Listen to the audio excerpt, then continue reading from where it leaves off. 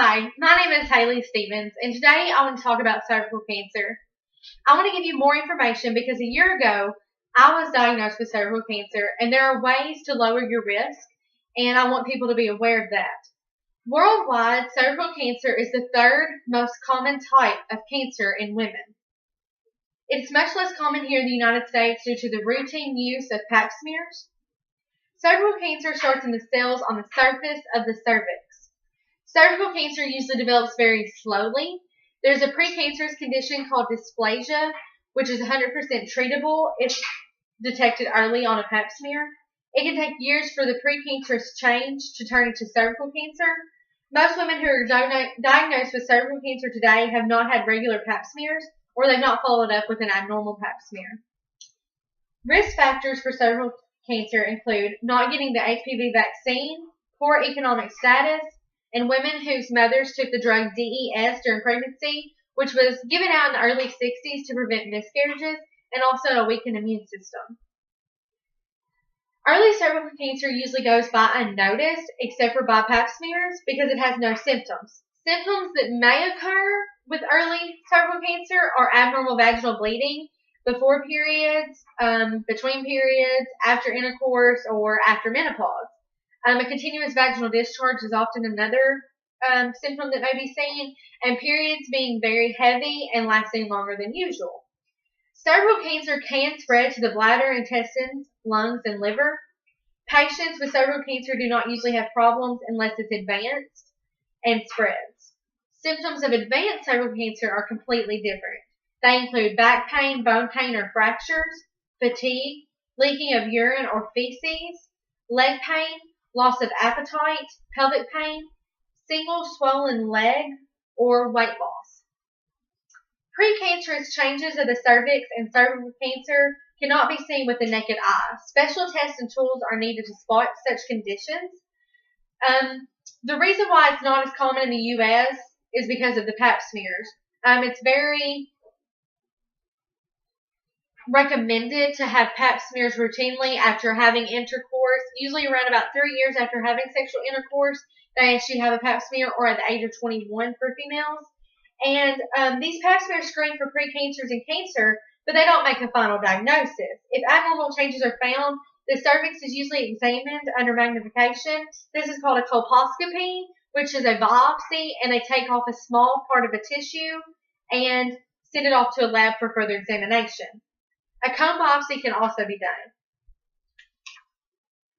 Treatment of cervical cancer depends on the stage of the cancer, the size and shape of tumor, and the woman's age and general health, and her desire to have children in the future.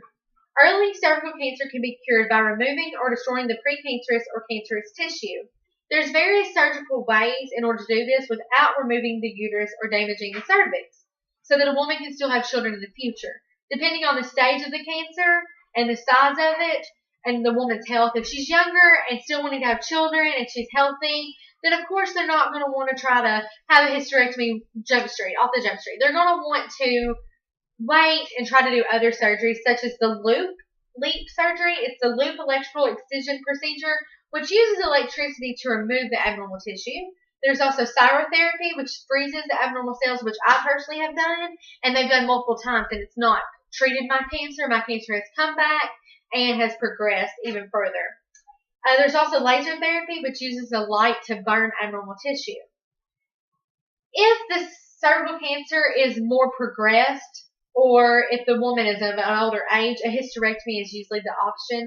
It's removal of the uterus, but not the ovaries, unless they have a radical hysterectomy, which removes the uterus and much of the surrounding tissues, including lymph nodes and upper part of the vagina. Radiation may also be used to treat cancer that's spread beyond the pelvis or cancer that's returned. Chemotherapy uses drugs to kill cancer. All of us have heard of chemotherapy and probably know someone that has went underneath chemotherapy. Some of the drugs used for cervical cancer chemotherapy include 5-FU, cisplatin, carboplatin, ifosfamide, paclitaxel, and cyclophosphamide. If I pronounced any of those wrong, I'm sorry. They're a little bit long. Sometimes radiation and chemotherapy are used before or after surgery. This is all depending on the way that your cervical cancer has progressed. Most of the time here in the U.S., these are not the type of treatments that we look at, because most of the time it's caught early on with pap smears. The expectations of cervical cancer all depend on many things, like the type of cancer, the stage of the disease, the woman's age, and general physical condition, and if the cancer comes back after treatment. In my personal case, mine came back, so therefore that's the reason why mine's a little bit different. But most of all, you need to get support, and you need to understand what's going on with cervical cancer. Don't miss your doctor's appointments. Please go to your gynecologist. Get a gynecologist if you don't have one. My problem was that I went to my very first pap smear, was scared to death, and I got abnormal results. I never told my mother and didn't go back. I was scared to death. I pushed it off, acted as if it was nothing, and 5 years later went back because I was having a child, had a pap smear, and was told that I was in stage 3 of cervical cancer. And now I'm having to have surgery after surgery after surgery to try to treat this. I am a spokesperson for cervical cancer because it's not hurting my life, but it's causing problems in my life with having to have surgery. So I definitely want to speak out and let others know about it. Thank you.